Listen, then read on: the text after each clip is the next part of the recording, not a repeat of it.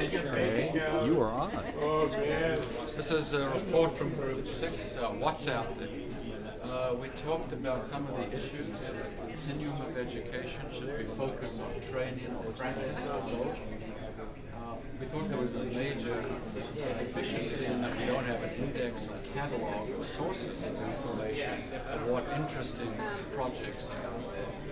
We talked a little bit about the focus of the group. Should we decide on competence, performance, rather than the system, rather than the external issues? And we talked about our approach, and we thought that there were two approaches that one could take to improvement, quality improvement. One would be a top-down approach, the other would be bottom-up.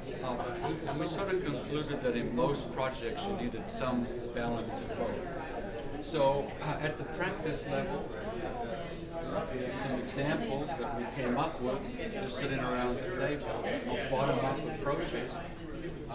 The Patient-Centered Medical Home, sponsored by the ACP and other organizations. Norm Kong's description today of the IPIP, not sure who's sponsoring that, depends the question mark. Metric, which is a demo project sponsored by the American Academy of Family Physicians, the CAP project sponsored by the AAP, and then PICME, which is another demo project sponsored by multiple organizations, the AMA, AAFP, and the OA. We had a couple of examples of hybrid models where it was both top-down and bottom-up development.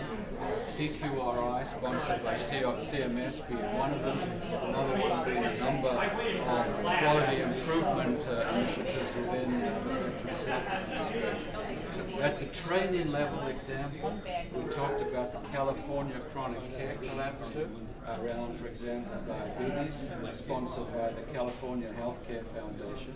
We talked about Transfer Med, sponsored by the AAFP, and we talked about a variety of different models, both in the academic and in the VA community, that are focused on medical student or resident continuity of practice experiences.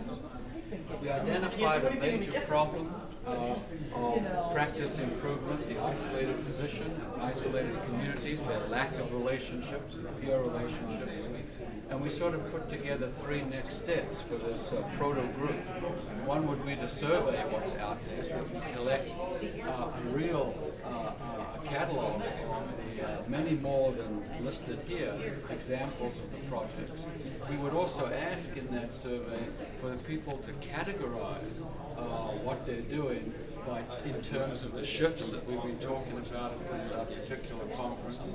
We talked about the potential of developing an informational website, and we talked about developing critical criteria for the success of these demonstration projects and how we could aid in that initiative.